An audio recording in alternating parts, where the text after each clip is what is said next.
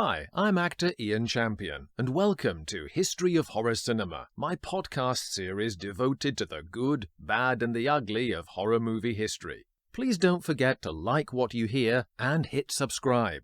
I have such sights to show you. Shocked into Life, an introduction to Lon Chaney Jr. I was all black and not breathing when I was born. My father ran out of the house with me and broke a hole in the ice in a nearby lake and dunked me in time after time until he revived me. In April 1965, Nashville's daily newspaper, The Tennessean, reported this sensational anecdote in an interview with an actor whose relationship with his father would forever be one of almost supernaturally dramatic influence. Whether or not it was true, the interviewee's own son claims not. The story of how Lon Chaney Jr. was shocked into life by his father is a great metaphor for his struggle and revival in the shadow of a great man. Relationships between fathers and sons have always been potentially rich soil for drama. Elia Kazan's 1955 film East of Eden and Arthur Miller's play Death of a Salesman in 1949 focus on the paradoxical hard road when a son tries desperately to be his own man whilst still needing the approval of his dad.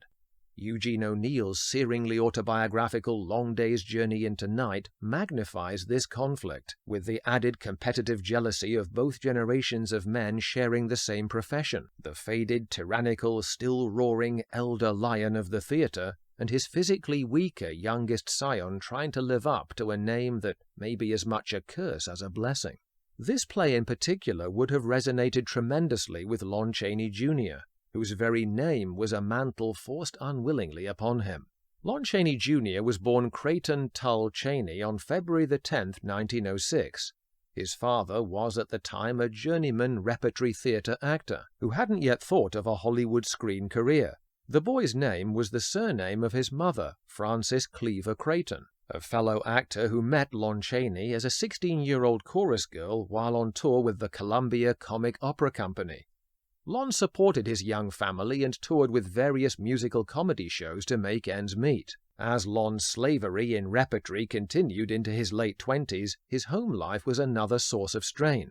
His and Cleaver's marriage became rocky when she emerged as a cabaret singer of distinction, becoming their company's prima donna. Lon no doubt suffered some professional jealousy, as many actor couples can do between themselves. Not to mention perhaps a traditional masculine pride hurt at being eclipsed by her while he labored at the lower levels. The combination of this, plus Cleaver's increasing alcohol addiction, later inherited by their son, eventually destroyed their relationship, resulting one night in a suicide attempt when she drank bichloride of mercury while Lon was on stage. Once she had recovered, Lon divorced her in 1913, but this left a taint of professional scandal that would not go away, as well as permanent ruin to Cleaver's singing voice. Theatre producers were fearful of employing Lon with such a past. This, and not professional ambition, was the impetus for Lon Chaney seeking film work in Hollywood. Creighton was brought up with two underlying sources of tension connected to his father. The most poignant was the discovery that his mother was still alive, after years of being told by Lon that she had died. Allegedly, after Lon Sr. died, Creighton traced her house and attempted to reconnect with her, but the story goes that she pretended to be someone else on answering the door to avoid the painful reunion. The most lasting familial clash was over Creighton's desire to follow in his old man's footsteps as an actor. By 1916, Lon was busy enough in movie work and a settled second marriage to Hazel Hastings to have Creighton live with him again full-time. Whilst it's common for even successful showbiz parents to dissuade their children from entering such a harsh and precarious profession, Chaney Sr. went a step further. He enrolled Creighton in a technical institute to train instead as a plumber, unwittingly repeating his own enduring of parental influence, as Lon's own father insisted on him learning a trade as a painter and decorator. Whether Lon's quashing of his son's ambition was out of any concealed competitiveness, or the tough love of a parent's concern, his living impact upon Creighton was tragically cut short when he died in 1930 from lung cancer, aged just 47. Creighton had to suffer not only this loss, but also his first career, which foundered in the crippling hardships of the Great Depression. There was nothing to stop Creighton now from returning to his real professional love of acting, where for the next decade he toiled in the undistinguished lower levels of contract work, as various heavies and bit parts for low-budget outfits like Republic and Mascot Studios. In 1935, times were so hard that he reluctantly bowed to agent pressure and changed his name to the more marketable Lon Chaney Jr. To his credit, he would never otherwise have traded on his father's name. James Cagney's noteworthy biopic, Man of a Thousand Faces, in 1957, spoiled its ending with the sentimental fiction of Chaney Sr. willingly gifting his makeup box to his son, with Jr. added to the inscription. Despite the reluctant name change to a perceived, recognized brand, the new Lon Chaney Jr. found it made little difference to his opportunities.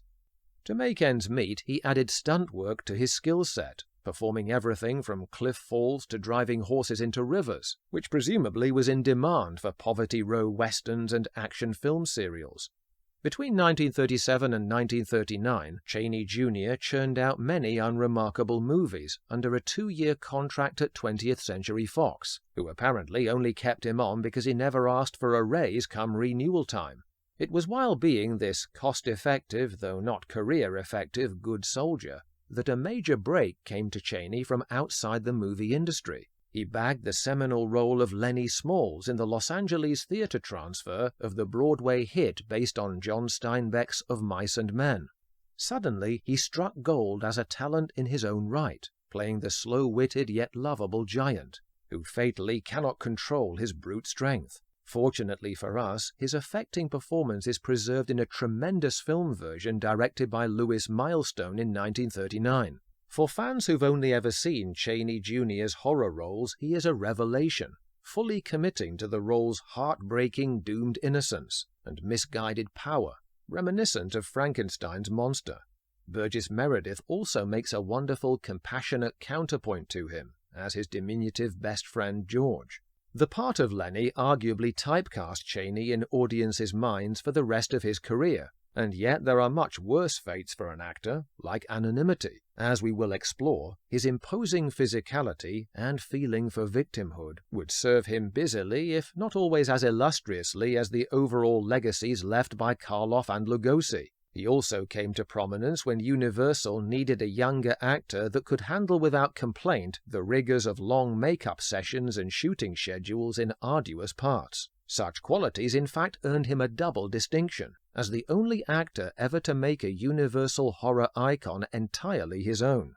No other star but he played the Wolfman from Origin Film to the Abbott and Costello spin-offs, and the sole actor to inhabit everyone else's monster franchise, as Son of Dracula, the Frankenstein Monster, and in sequels to The Mummy.